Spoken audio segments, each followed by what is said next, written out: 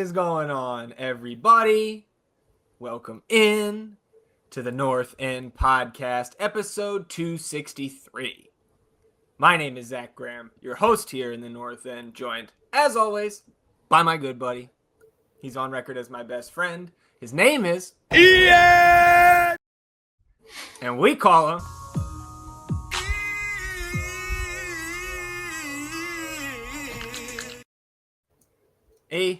sitting here on a Wednesday, beautiful Austin, Texas, getting ready to welcome LAFC to town this Sunday for Sunday Night Soccer, which will once again return to Central Texas. How you feeling, my friend? A little confused. I'm trying to figure out how I feel. Like I texted you last night. I was like, it's low-key awesome that Son and Bouanga aren't going to be available here, but also kind of sucks because I would like to have seen him.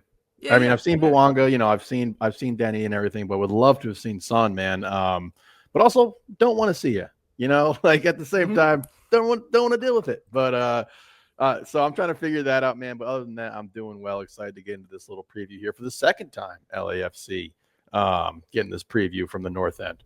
Yeah. Well, technically third time this season. True. But second for this fixture, right? After the postponement back in the summer. Yeah, man. Depending on how things shake out, we may see them at Q2 in a couple weeks if we catch them in the first round. But man, I will put it off till next year. We'll see you next year, son. And put it early in the season so we're still excited. We're not like we have to have this game against a team that has the best player in the league.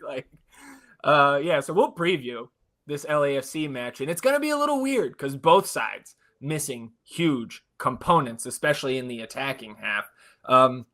No last business day, right? FCito season ended last weekend, so we will pick up the FCito coverage here in a few weeks, but we will check in on the best keeper in the world. We will, of course, recap the nonsense at the end, and the 22 under 22 list came out today, so we will discuss that, and little international schedule for our guys that did go to their national teams here for this weekend's international break. Before we get into the rest of episode 263, I want to remind you all, as we always do, whether you're watching on the YouTube channel or listening to the audio version, that you can support the show financially by downloading the audio versions of our episodes wherever you get your podcasts. So toggle on auto downloads on Apple Pods, Spotify, wherever you're listening to those podcasts. That'll support the show going forward, and you won't have to think about it again. You can go the extra mile, rate and review the show wherever you get those pods.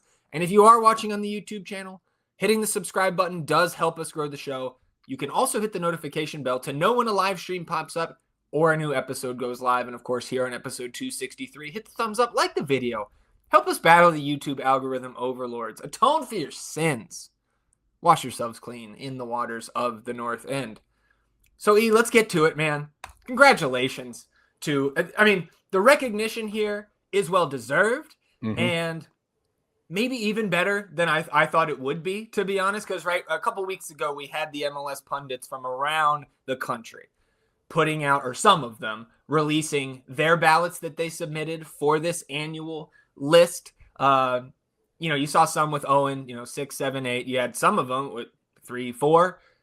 On aggregate, ends up ranked number 4 on the 2025 edition of this list. Right, we remember the last 2 years, being excited that Owen was getting the shout near the end of this list. Last year, he was number 17. Back in 2023, he was number 18. But Owen ranked 4th here, man. Big congrats to the kid.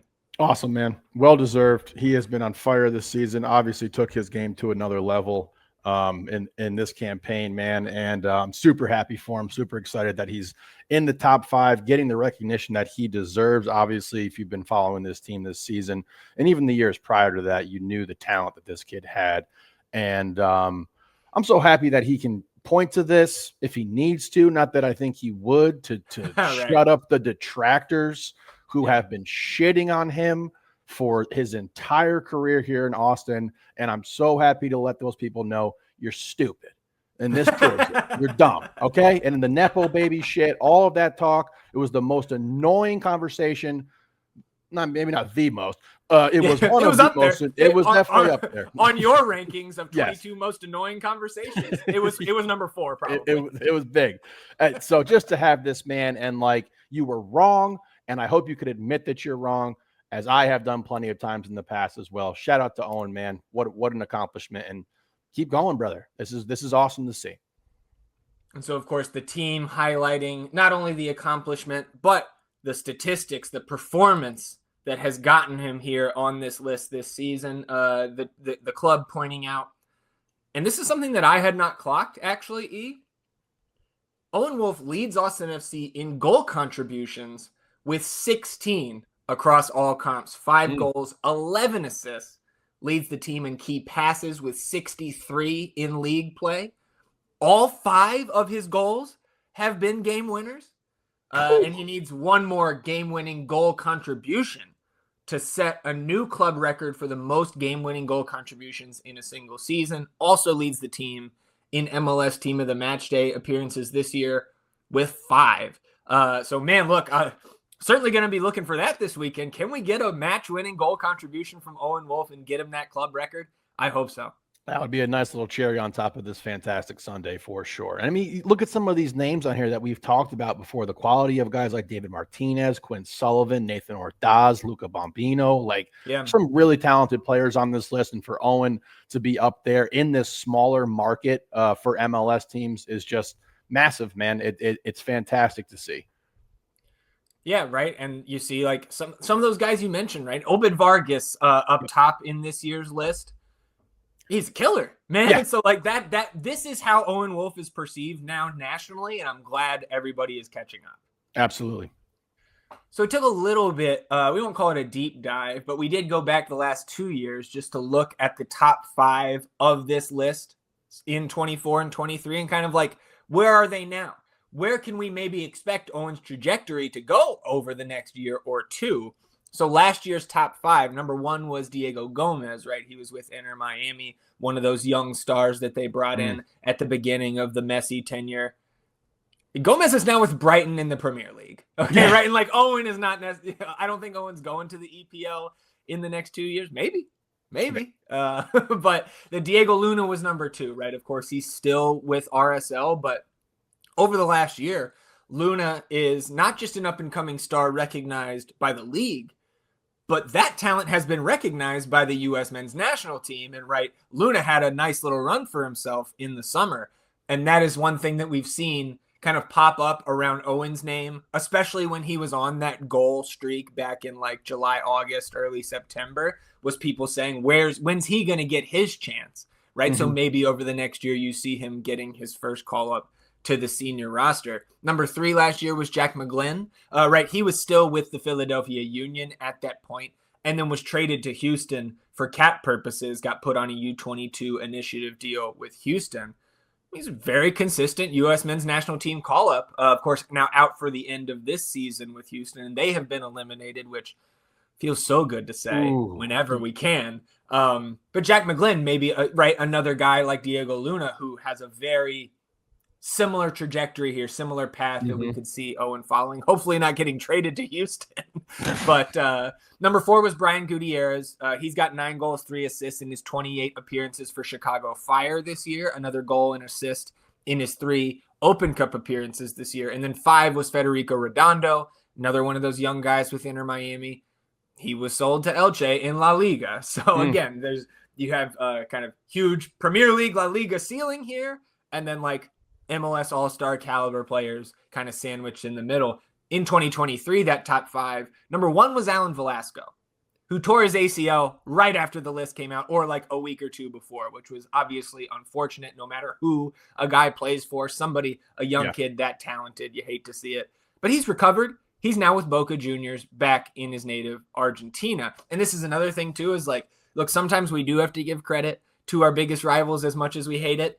Velasco was the 3rd straight FC Dallas player to be number 1 on this list in a 3-year span. Yeah, it was Pepe, it was Jesus, and then it was Velasco. So number 2 in 2023, Benjamin Kramaski from Miami. That's actually a homegrown guy there in Miami, right? He's currently on loan to Parma in Serie A over there in Italy. Yep. Aiden Morris was number 3 in Columbus back then. Now with Middlesbrough in the EFL Championship. So going to that second division in England. Number 4, and this is the only one of these 10 guys that you look back through the last 2 years that has really fallen off. Noel Buck has only played, right? He was with New England back then. That was the same year, I think, at age 19 that he got a call up to the England youth national team, U19s, I believe. So he was, that trajectory was pointing skyward for Buck, but only 706 MLS minutes over the last 2 seasons. They traded him to San Jose, New England did. So he's there. Spent the end of last season, his final season with the Revolution, on loan with Southampton in the Premier League. Did not appear for Southampton, but that is the only one that really leaves me scratching my head. Number 5 in 2023 was again Brian Gutierrez, who turned 22 this June. And to make a comparison for Gutierrez, right, who has stuck in MLS and stuck with the same team more than the majority of this list that we've been talking about, his transfer market value, which again is not everything, but can give you a little bit of another data point with these players that you don't watch week in and week out. His transfer market value is $5 million. Owens is currently $3 million. So that might be another thing to watch is when transfer market, they use the wisdom of their community, right? When they make their next adjustments, Owen might be the first guy I'm going to look at. I mean, the median might rise with us touting 25 million for him if they're listening to the community. For sure. Listen to him, listen to us.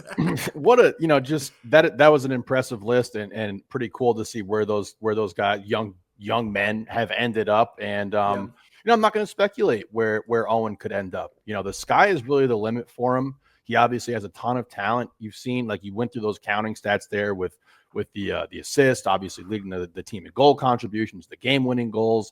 Did you say key passes or progressive passes? Yeah, it was key passes. Key passes and stuff like that. But, like, then when you see him on the ball, too, and the way he's been able to win duels one-on-one, sometimes 1-on-2, 1-on-3, like, if you've watched him all year, it's been awesome. So just keep up the hard work, man, and just, like, keep going forward with this. I would love to see where he ends up. And, again, I think the sky's the limit for the kid. He's been our best and most consistent player this season, and we wouldn't be where we're sitting at right now. We wouldn't be, have been in the Open Cup Championship without the contributions he made in that tournament, and we would not be sitting in 6th place if we were rotating some other player in with him, at the U22 level that we weren't aware of, like, what he could be. So it's been awesome to watch his rise, man, as someone who's been a big fan of his game since I first saw him play. Yeah, and I don't think we have a stat that quantifies how many times you go, ho-ho! Right? He's fucking nutmegging guys and turning, splitting 3 defenders.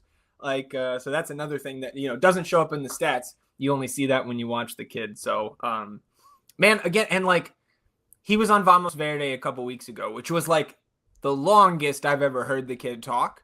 Yeah. And he did say, he's like, yeah, man, my dream is to go play in Europe. Cool. And we could see that, I mean, as soon as 2 months from now, Yeah. For sure. And it's gonna happen at some point. Right. Yep. So cherish the days that we have this young talent here in Austin still. Anything else for you on the list? No. Good.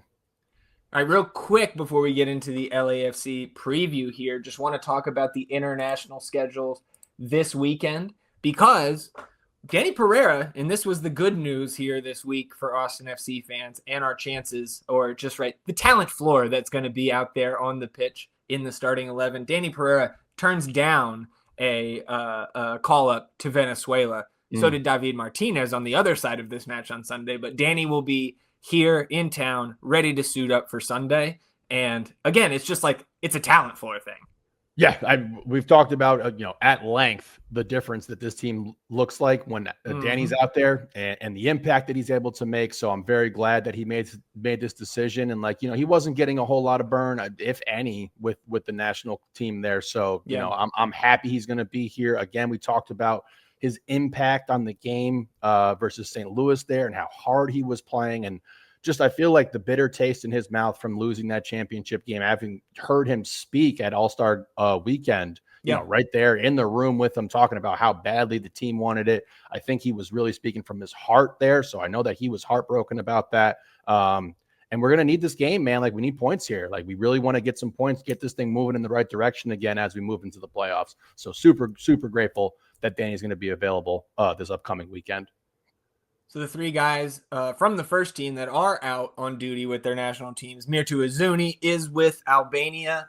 Their one World Cup qualifying match here is on Saturday, 1:45 p.m. Central Time here in Austin. You can see Albania take on Serbia, which, like, again, not a history buff, but I'm pretty sure there's some serious historical, geopolitical implications between those two countries. So one you certainly want to tune into if you're an Austin fan to support Mirtu. They also have a friendly Tuesday, 5 a.m. Central against Jordan. So, like, that was like, I read just like 3 straight things that made you say, I'm not watching. But good luck to Albania anyways. Yep. Alexander Svatak, 2 World Cup qualifiers with his native Ukraine. Friday, 1:45 p.m. Central, Ukraine takes on Iceland. Monday, 1:45 p.m. Central, Ukraine takes on Azerbaijan. And I believe the Azerbaijan game they drew last window, their fans were not happy. So I think these one of these two is a get back, and certainly both of those games probably expected to win, certainly in that locker room. So good luck to Svatak and the Ukrainians. You need those here in the World Cup qualifiers. Good luck to the boys there, and shout out to you for pronouncing that country's name correctly. Thank you. And finally, last, certainly not least, Julio Cascante with Los Ticos. Costa Rica on Thursday night, 9 p.m. Central, will take on Honduras. And then Monday at 9 p.m. Central, Costa Rica will take on Nicaragua, both of those World Cup qualifiers for Costa Rica. And with that, let's talk about our opponent here. Again, Sunday Night Soccer. This is a 6 p.m. kickoff at the Q. I will refrain from saying whether I am happy or not about this 6 p.m. kickoff. I haven't looked at the weather yet. There we go. It's going to be hot. I'm out on it. If we're in the 80s, I'm in. There we go. So LAFC, right, the last time we previewed this match before the postponement was before that summer transfer window opened. So I think the most appropriate thing to do here is to talk about the changes between the last time we talked about this team in depth and now. Some of the outbound moves that they made in the summer. I think the most well-publicized one was transferring Olivier Giroud back to France, to Lille, and free transfer there, just parting of ways. Really, can you imagine if we got a guy like Olivier Giroud and it was that big of a failure? Like, can you imagine the shit that our fan base would collectively take? So I'm glad we didn't have something like that where, I want to say he scored less than 5 league goals while he was here. He was not good, and I would imagine the LA fans were probably letting him know. The LA fans, emotional and overreactionary. Pretty often. It was honestly impressive how poor he was with LAFC there. Obviously, the leading scorer in French history. Yeah. And he went back to France and started scoring right away. Really? It's crazy. Wow. Yeah. Interesting. MLS, the land of just staunch center back play. Yeah, come over here and dominate, Olivier. They also, Maxime Chanot, right? One of the center backs that had been rotating in and out because he had been dealing, I believe, with head injuries for the better part of 6 months, maybe extending even beyond that into the 2024 season. So Chanot retired during the summer. Loans expired on their center back Marlon and their left wing Javiero Del Rosen, who I think only scored 1 goal in his brief stint. I think he was on loan from Club America, if I'm not mistaken. And then we also talked about this on the previous preview, but just wanted to remind everybody, Cengiz Under, his loan also expired. That was in mid-June, so he is also gone. And of course, unless you've been living under a rock here and somehow did not know that LAFC brought in Heung-min Son from Tottenham, reported MLS record-breaking fee of $26.5 million. If you're hearing it here for the first time, well, welcome in. This is a problem. No, this is a huge problem for the league, and he might be the best player in the league right now. Obviously, all respect to Messi, the GOAT in my opinion. But, 10 goal contributions since he arrived there. He's been absolutely on fire. He's been scoring from everywhere, getting everyone involved. He is at 33 years old, right? Like still in his prime for another 2-3 seasons, I would imagine. It's a real buzzsaw up there in LA right now. Pairing him with Buwanga just puts them at the top of the level in regard to the attacking form that they can throw out there. This is a huge problem, which is why I was, a little confused as to how I felt about him not being available, because I did want to see him play. I wanted to see him up close, see what he looked like and everything, just as a fan of the sport. But dear God, I am glad that he's not bearing down on Djordjevic or anybody or anyone on this club here. Us in the North End. Yeah, right. Seeing him coming at us. But they weren't done. Of course, LAFC always active in these transfer windows. They also acquired center back Ryan Porteous from Watford for $1 million transfer fee. Porteous had spent the previous 5 months on loan from Watford with EFL Championship club. Here you go, Preston North End FC. There we go. Oh. I didn't know. I guess we have our championship club now. we're not watching Wrexham, dude. Preston North End. They also brought in former Montreal midfielder and Canadian national Mathieu Choinier. He's on loan from Swiss side Grasshoppers. We got all the fun team names here today. They also signed Brazilian defensive midfielder. And I'm just going to say this how it looks on paper. Okay. Jailson. Oh, all right. Jailson. Another son here, but Jailson. So that Brazilian defensive midfielder, Jailson, deal through the end of the season. And Jailson last played for Celta Vigo in La Liga. He was a free agent in the summer window, but that was the 2024-25 season. He had 27 appearances and 15 starts at the La Liga level. I don't think he's appeared for LAFC yet, but he's going to be out there this weekend. So some of the new names, obviously minus Son, and I guess Choinier, right? If we didn't already say it, Son, Denis Buwanga, Choinier, and then Nathan Ordaz will all be out for international duty. Not just for our game on Sunday. LAFC also plays tonight on Wednesday, the 8th, 9:30 p.m. Central. They are hosting Toronto. All 4 of those guys are also out tonight. So, and LAFC needs these wins, man. I'm locked in at 9:30 tonight. I'm dual screening WNBA Finals. Shout out to my Aces. There we go. 2-0. I'm saying 2-0 for a basketball thing. Look at me, soccer brain. Dual screening that with LAFC and Toronto. You also got to think about, dude, Steve Cherundolo, right? We've known since the spring. He's out at the end of the season. Mm-hmm. And we just had last week Tata Martino rumors to LAFC quickly squashed, at least for the moment, by our buddy Tom Bogert. But that's another thing that LA is looking to here in the offseason is got to hire a new coach. Yeah, and I don't know how that's really impacting them. When we first, we went back to the game on, I believe, March 15th or March 13th, something along those lines. We were talking about Cherundolo, and they didn't get off to the start that we had thought they would, obviously off the 5-2 loss to Seattle and everything, and how that decision that he made was going to impact them. But I think they really like him as a coach, and they want to send him out with a little bit of a bang. And I'm glad that you pulled up this roster sheet here, because we talked about the big names that they're going to be without.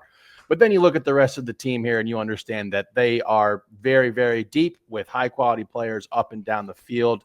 Obviously going to be in this matchup tonight. So hopefully, that puts a little more strain and wear and tear on the bodies here. But you're going to have your hands full regardless of who they roll out. And Cherundolo is still one of the best coaches in the league. And we know he's a guy who was a real thorn in our side here with our Austin FC tenure. But I'm looking forward to this matchup, man. I'm really looking forward to it. I'm excited to see how Austin comes out. Obviously, I'll save that a little bit for once we get into the Austin side and get through this roster that LAFC has. But this is a good team, man. And I do enjoy watching them play more often when it's not against Austin. Yeah, but, no question. It's a fun team to watch. I am interested to see wherever Cherundolo's next gig is, right? I believe the report is that he and his family are going to move back to Germany, where I believe he played the majority, if not all, of his professional career. But he came to LAFC, I believe, from Las Vegas Lights with a shit record. And, I think a lot of coaches could be successful with the player personnel he's had at his disposal in his LAFC tenure. So just something I want to keep an eye on in the years to come. LAFC currently sitting 4th in the Western Conference. Again, at time of recording, they have 3 games left. That's the most in the league. So they have been playing catch up on these games for the entirety of September and October. 61 goals for, 37 against. That plus 24 goal differential is tied with Shield winners, Philadelphia Union, for second best in the league, only behind Vancouver Whitecaps, plus 28 goal differential. And you look, Vancouver, you can thank us. That 5-1 got you there with the best goal differential in the league. LAFC, still, they have clinched top 4 with their 1-0 win over Atlanta on Sunday night. They are still alive for the top seed in the West. And if we're just looking at the playoffstatus.com algorithm, 21% chance they finish as the top seed in the West, 30% as the second seed, 29% in the third seed, which, is what we do not want to see, and 19% chance that they just finish as the fourth seed. So talking, and again, we have the roster build pulled up here, right? This is a 2-4 build for this team. Of course, everything is filled out here with some of the names that we've talked about. You see how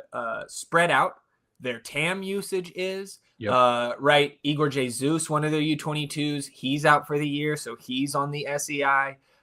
They've got Aaron Long on the SEI as well, because I believe it was an ACL for Aaron Long that ended his season. But losing some of these high caliber, well-known names, especially Aaron Long in this league, hasn't hurt him that much, man, since August 23rd. Over the last 7 matches, Son and Bouanga have scored all 18 of LAFC's goals.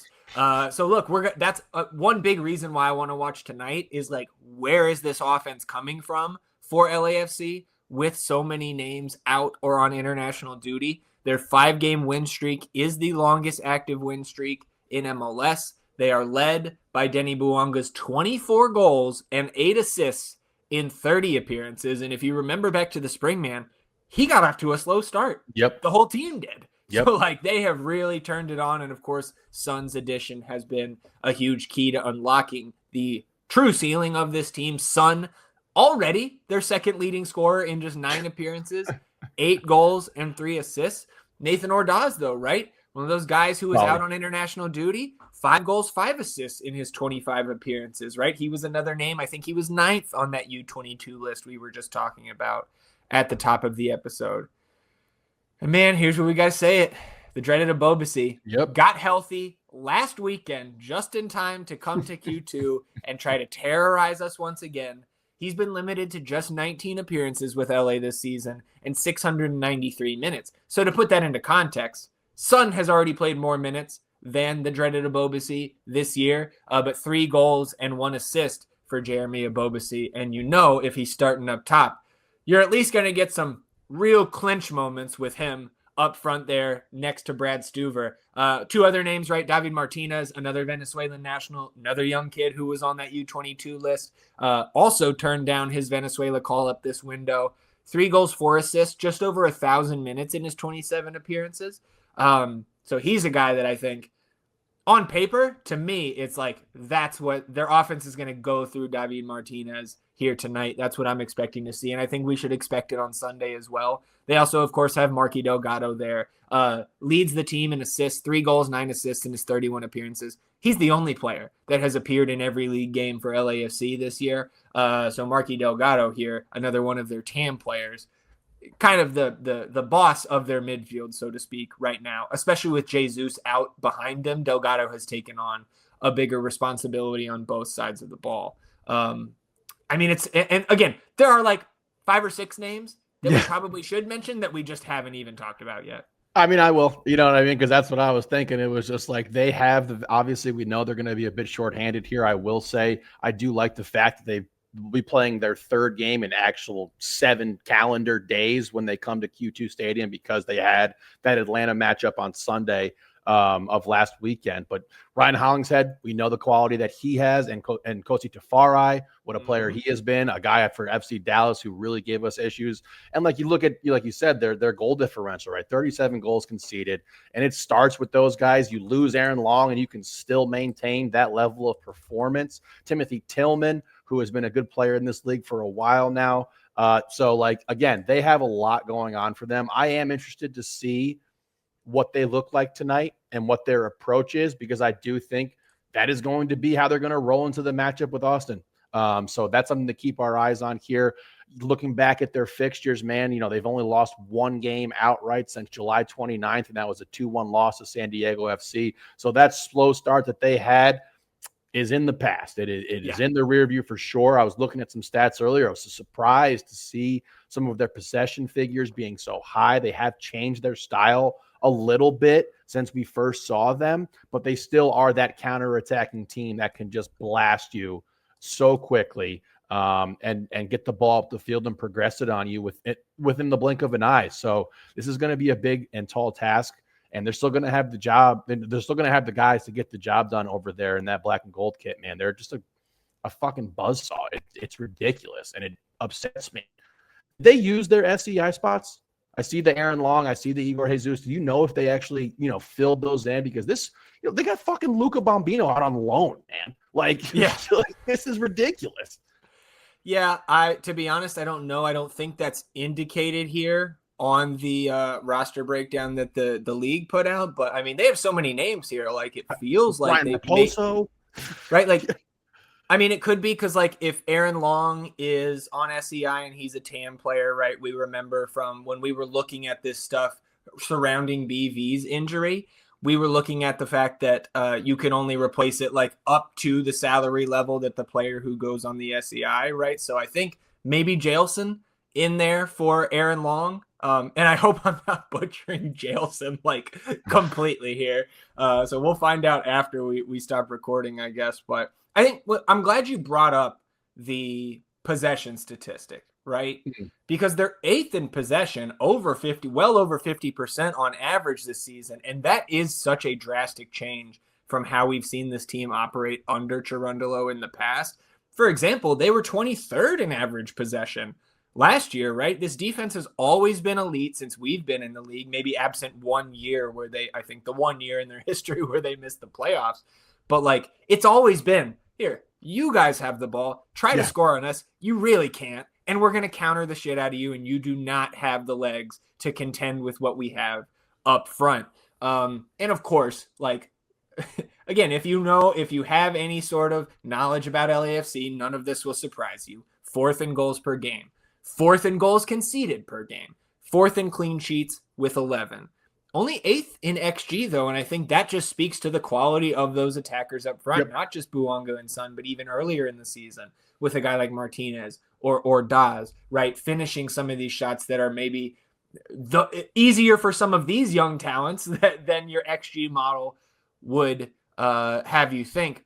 They are 1st in shots on target per match, but just 9th in big chances created. They do have the 4th most penalties awarded this year, and they're unsurprisingly 7th in touches in the opposing penalty area. On the defensive side of the ball, that elite defense remains 1st in XG conceded, 12th in interceptions, 10th in tackles, 11th in possession won in the final third. It's maybe a little bit more pressing from this LAFC team, right? The counter press has always kind of been a staple there, right? Before they fall back into that low block. If they can turn you over right away and put you right back under pressure, they love doing that, at least in the past. 15th in fouls, but just 29th in yellows. And I'm going to chalk that up to an LAFC bias from the officials.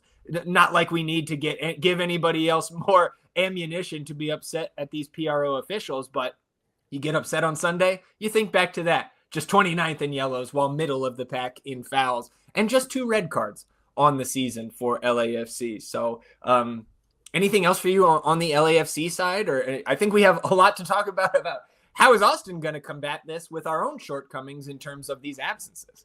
I mean, we should mention Hugo Lloris. Yeah, like, you know what I mean? Mention the guy who's the French national keeper as well, so like, or was for a long time. I don't know if he still is at this point, but yeah, I should bring him up too. Not having his best year right now, but 10 clean sheets on the season. He's still a very good keeper, man. So let's talk about what Austin's going to have to do here to get the job done. So you see, if you're watching on the YouTube, the all-time head-to-head here, Austin 3 wins, 2 draws, and 7 losses against LAFC. But dating back to the start of last season, it is dead even. 1 win apiece and 2 draws between these 2 clubs. This is going to be the first time we see LAFC back at the Q since that rainy June match last year where should have been a win, but Kai Kamara, inevitable, coming in with the 90th minute goal, skying over everybody down there in the South End to equalize. That's a pretty decent run of form right there, right? Like, you take into account that Kai Kamara goal, you have that draw, but you theoretically, I mean, obviously it's in hypothetical, but like, you have played this team relatively tough, given where they've been sitting at for the majority of the tenure that Austin FC has and where we've been sitting at. So you have played this team tough. And again, that matchup on March 15th, what a game that was. I think we played that game almost perfectly versus them and did not fall into the traps that they really wanted to lay for us. And I believe a Biru goal in that matchup, which was huge to win that game. But again, the recent form with these two teams, the Leagues Cup thing was a fuck up. There was no reason we should have had to gone and play in LA in that matchup, given how we finished our group stage. Winning our group, you've played this team really tough as of late, and that's respectable. Yeah, and like going back to that first matchup this season, that was to me, defensive masterclass by Austin FC. That was, and still is, the record for lowest possession for an Austin FC game in club history. Just 29% of the ball that game. LAFC outshot Austin 14-10. Austin FC out XG'd LAFC 1.21 to 0.75. And they held LAFC to no big chances in that game. Austin missed both of the big chances they created. It was that Guilherme Biru header that put Austin ahead in the 13th or 11th minute rather, and they never looked back. That was one of Jeremy Abobasi's few starts this season. It was also Cengiz Ünder, right? He was giving us trouble, making us kind of pull our hair out in the first half hour of that one. But like, what I also remember from that one is not just Biru's headed goal, the winner there, but also the work he put in on that side against Ünder. And you cannot forget Osman Bukhari in that match, tracking back to double team Ünder on that side really help out Guilherme Biru. I remember Owen Wolff doing the same for John Gallagher, trying to deal with Denny Bouanga on the other side. And those guys held it down, man. And again, like, you're not going to have that same type of attacking talent coming at you in this game. But we have already put out a blueprint for holding a clean sheet, even on the road against this Cherundolo coach team. And like, the guys they're running out there here on Sunday is much closer to that March version of LAFC than what we would have seen, if this wasn't an international break here in October.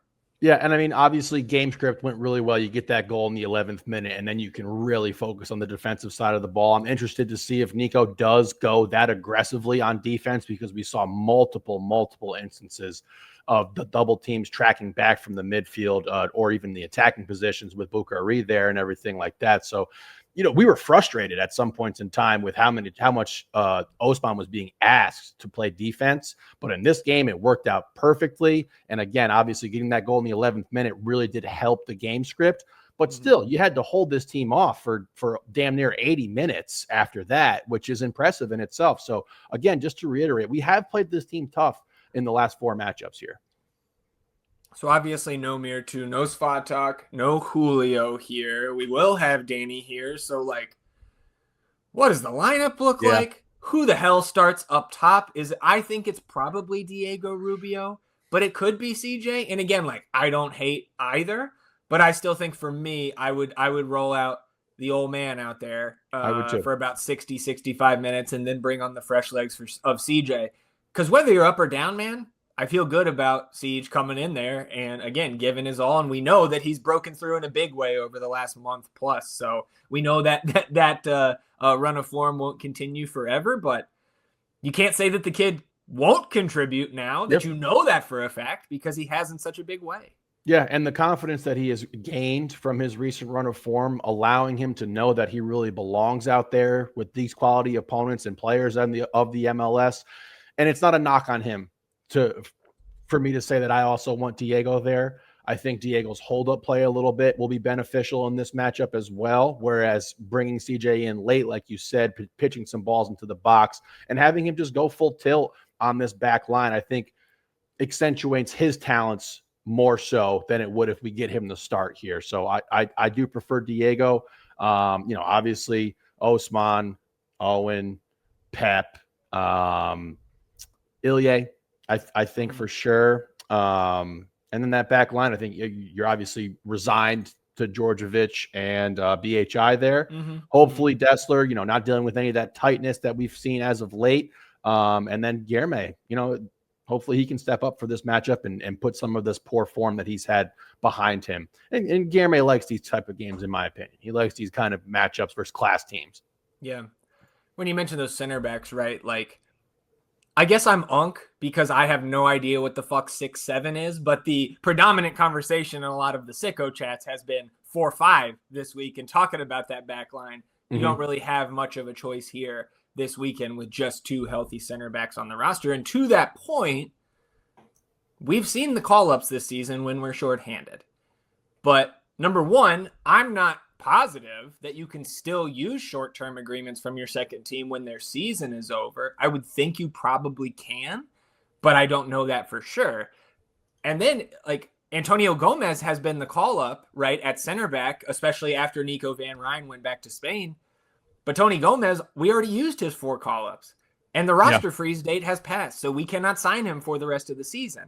So I think, right, Owen, Danny, Diego, Buka, Hader, Bobby Taylor, CJ, Sabo, Ilya, Duber, Gallagher, Dessler, Biru, Kolmanich, BHI, Djordjevic, Stuver, Cleveland. That's 18. Riley Thomas also on a first-team deal. That's 19. I imagine he will be up with the first team here now that the second team is done. You could easily slot Micah Burton in there as the 20th, but he was called up to the youth U20s.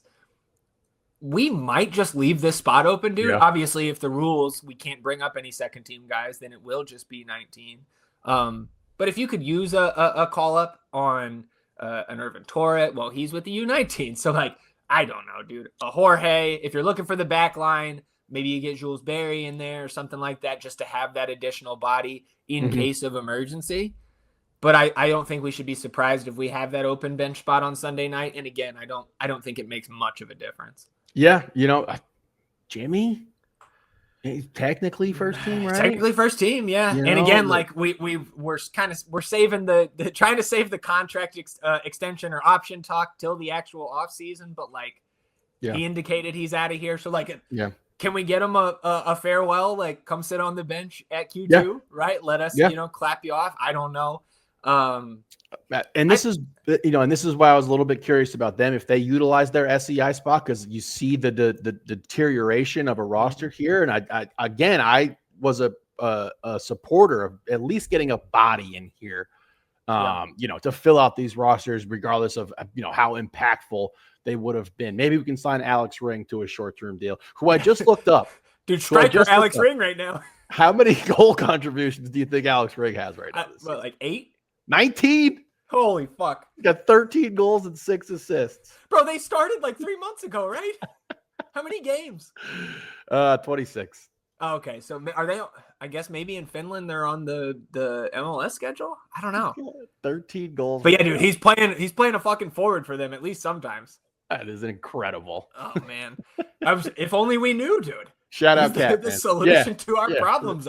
We had him on the wrong side of the ball. We had him playing defense. He was clearly a striker. So some of those playoff scenarios, right? We talked about it on Sunday. We've been talking about it for weeks. Same thing here. Coming into the queue on Sunday night, you win and you clinch the 6th seed.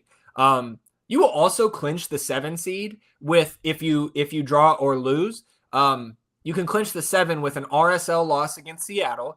That doesn't seem too far-fetched. Nope. Dallas loss at the Galaxy, maybe, but like they've been playing really well lately, so I'm not counting on that. But if one of those 2 teams lose, I'm pretty sure the league hasn't put out their official scenarios here for the weekend yet, but pretty sure if one of those teams lose, you also will clinch the 8th seed and home field advantage for a potential wild card round if everything goes awry. And like the current chances percentage-wise on playoff status still have a 1% chance at that 5th seed, but 67% chance that we end up as the 6th seed, another 25% as the 7, 6% as the 8th, and just a 1% chance that you end up as the 9th seed. But look, man, it's so fucking simple. go out here, get a win, shorthanded. They are too. You're at home, win this game, lock it up, and then we don't have to worry about shit on decision day. And you can focus on staying healthy. Which is something I said months and months ago, that I did not want to have something on the fucking line going to San Jose, playing on that dog shit turf and dealing with a team that really despises us. So again, right in front of you here, go ahead and get the job done. I think you're going to, the wear and tear that's going to be on this LAFC team with 3 games in 7 days is going to be a real thing. The fact that they are missing 4 of their top players right now due to international duty is a very real thing. So you have this opportunity in front of you. And, I'm interested to see what these guys look like. We knew the hangover from the championship game was a very real thing. It was on display. Are you able to move past that? Are you able to move past a very lackluster performance versus the St. Louis club that we saw in the last matchup there? So, all eyes are on us right now, in my opinion. This is about us. I don't care who LAFC has or doesn't have. You have the opportunity to clinch your spot here and get into the playoffs in a spot you want to be in. That 6th seed. Again, we talked about LAFC having 3 games remaining here. I do not anticipate them being in the 4 spot. I do not anticipate them being in the 3rd spot. I think 2 is probably the most realistic. So we'll see. Unless you have anything else to add on this one, how much is Austin FC winning by on Sunday Night Soccer? I'm gonna go 1-0 with the Classic. I really am. I think we're gonna. I think the strategy once again will be a defensive strategy. Try to keep this team out of transition opportunities and make the most of your chances here, and go out with a bang here. Last game at home here, for the regular season. Let's get the job done for the fans. So I'm excited for a 1-0 win for Austin FC.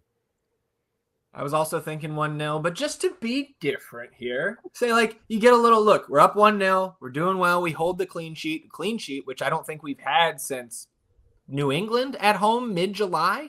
It's been too long, man. So 1-0, you're holding that clean sheet, and then things open up as LAFC pushes at the end, and you get a second one. So I got a 2-0 victory, 1-0 for E. Don't care how you get it done, boys. Get a win, clinch that 6th seed. The best keeper in the world. Damian Loss, Louisville City, the best keeper in the world, checking in on Damian here, E. And look, you can make the numbers say what you want to. This is a fact. Damian Loss has allowed just 1 goal since August 16th. Now, he missed some time with a little bit of a knock, and he missed parts of the last game because Damian will be suspended this weekend for his dog so red card against Indy 11. But look, 2-0 win against Indy 11, worth it. And look, that Louisville now, with that win, has clinched the top seed in the USL playoffs. With 3 games to go, they are also on a league best 5-game win streak, and I believe have won 9 of their last 10 league matches here in the USL Championship. It is back-to-back shutouts for Damian before his suspension against Miami FC here this weekend. And this weekend, man, is Keep Louisville Weird night there in the Lou. So giving Damian some ATX vibes while he's watching this one from the stands. They only have 1 loss all year. Yeah. Holy in the league. shit. Yeah, in the league. Best keeper in the world, best team in the world. That is that is freaking impressive, man. Should we just be Louisville fans, dude? I was looking at their kits the other day. They're not that great. Yeah.